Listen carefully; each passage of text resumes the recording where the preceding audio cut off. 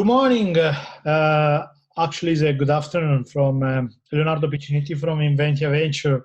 It's for the ETV4INNOVATION webinars, and today we have a pleasure to have our Danish partner in the ETV4INNOVATION. It's very interesting. The way that we are doing today is more a discursive, less presentation activities, but it will be interesting to presenting our partner. So I would like to introduce our partner from Denmark, in particular the organization which is managing from Anders, PurFil.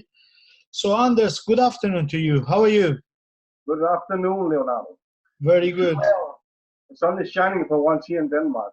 Oh, very good, very good. Very happy to hear from you. So ideally from today, also for our followers, not only for the dissemination, but also for the e-learning platform, we'd be very interested to ask you a few questions about the activity that you are carrying on.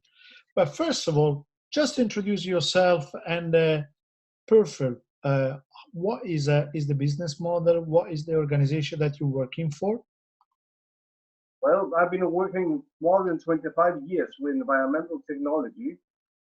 And what we're doing today, and what I've been doing with the PurFil company here for the last 8 years, we have always said that we don't have the waste, we have only new resources. So that's why we are making, by purifying our different wastes, we can make it to new goals. Here we have been working many years with the husbandry to separate manure. This is why we can make a transformation of waste to fuel. Yeah. We are talking about biofuel here. We have developed a new separation model called the PurFil. This PurFil has been through the ETV verification back in 13 to 15. And after a successful verification, we got the statement here in 2016. And as you can see, we got an invitation from the EU community and commission to get the statement of verification in Tallinn. And here we have a picture where I get it from Dr. Joanna Drake, who is the deputy director of the ETV community, or what we call it. What we are doing only mechanical separation without the use of chemicals. And that I've been doing for many years because we've been working with ETV and the ET, both at farm sites and as well in industrial wastewater. What we want to do is to reuse the waste. Same time we're reducing the energy consumption, we are recycling the liquid or the water necessary or happen. And all of it is to minimize the energy consumption, the use of chemicals, and to do some new bioenergy. This is very interesting, in particular from the small medium enterprise, from the micro companies from Denmark. I would be very interested to know a little bit about environmental verification technology in Denmark, how this works in terms of not the procedures, but in terms of the ministries, the regulatory framework. It was easy from an SMEs to get accredited? Yes, we are so happy that we have the Ministry of Environment who has been giving us a grant now twice to do the ETV. We are lucky that Denmark is one of the first coming countries going to the ETV. We have most companies in the EU who are using the ETV verification. And we have, let's say, good chances to get the grant, and we have a good opportunity for using this ETV verification, both in Denmark but also in the rest of Europe. Even it's not, let's say, accepted in several countries, we're still listening to what we are telling them about the verification. And perhaps we have to get a new license in other countries.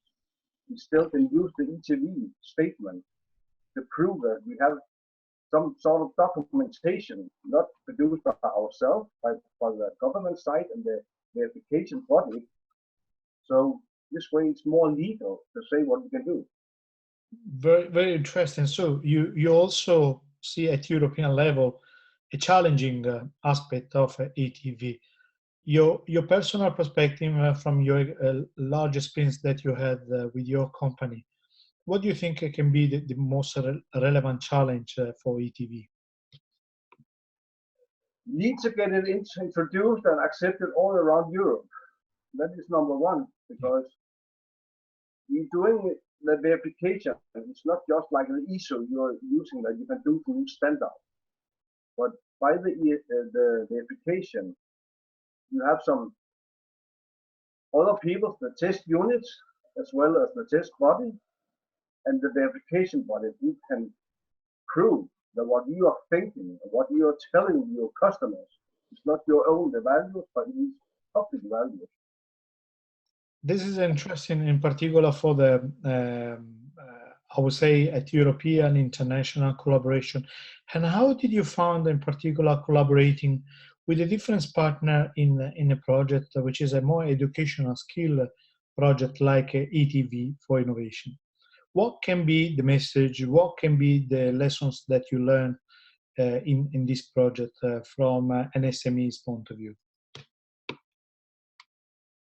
Well, we know that we need to get out the knowledge, both our future employees, the students, but also as well for the SMEs around Europe, because they don't know the verification, the ETV verification. So we need to make some sort of marketing, because it's very important that any new environmental technology will get the verification, the ETV verification. So, and I think we here for now, more than 2 years, have been doing a very good cooperation between the partners, both in the university level and the research level, the TB, and now as meeting with the as an SME. The cooperation telling that a lot of people want us to make more introduction to accept the ETV around Europe. So even if we have several partners from countries where we have not accepted or, let's say, incorporated the application in the regular law,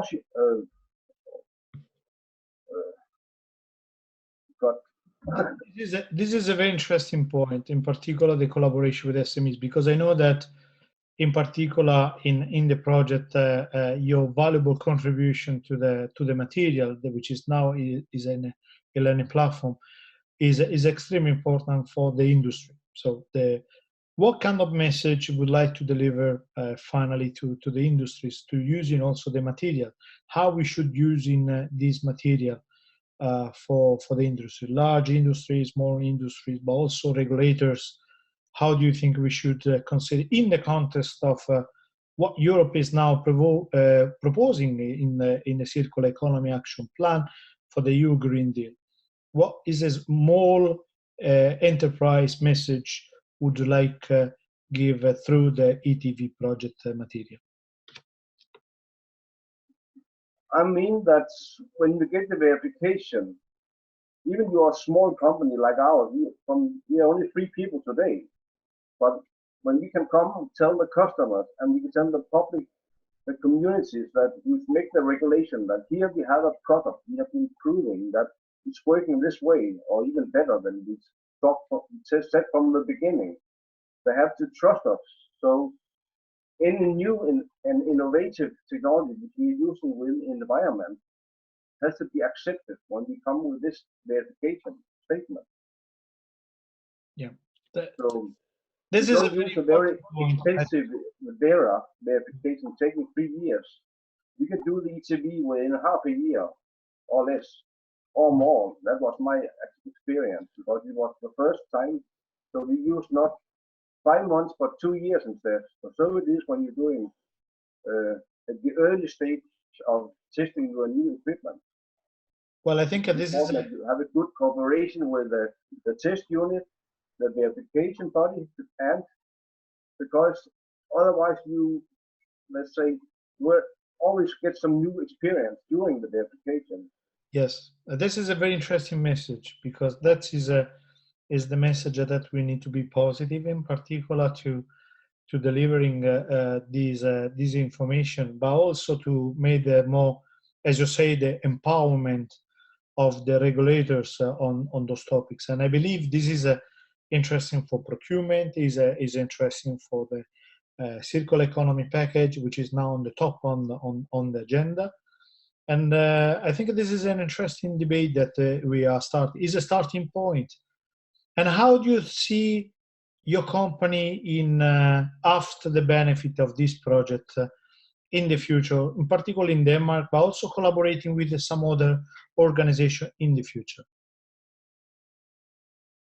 Well, let me say it that way. When after we did the application, we got the statement. The first country who contacted us for doing a new cooperation, it was China, because a lot of countries are looking at the Commission's website and are following the ETV. Even we don't, a lot of countries in Europe don't do it, but they do it far away from it. Like China, the US, South Korea, they have already been using the ETV for several years. So for us, it is the cheap marketing of our products when we get to the website of the Commission. And at the moment, we can look up the ultrafiltration system, our PurFil model. We are at the moment doing the same ETV for, and we hope that it will help us as well to introduce it to the market with a very cheap marketing cost. Thank you very much. It was a very interesting and very inspiring aspect, your contribution. And I believe that this is just a starting point to collaborating in the future, in particular in environmental technology, not only from because we believe that the technology is not only the process and services and products, is also people. So we believe also that, as you say, the trust, the acceptance will be extremely important. So I would like to thank you again to participate in this webinar and to give to us this contribution in the project, but also with our colleague as well. Thank you very much, Anders. I must just tell, I have to tell that I hope that you will get through the education courses, because there you can see a more practical example in the last part of the courses, where we going through all the process for the PurFil we are using at the moment. Very good. Thank you. Very good. Thank you very much, and have a good day. Thank you. Thank you, Leonardo.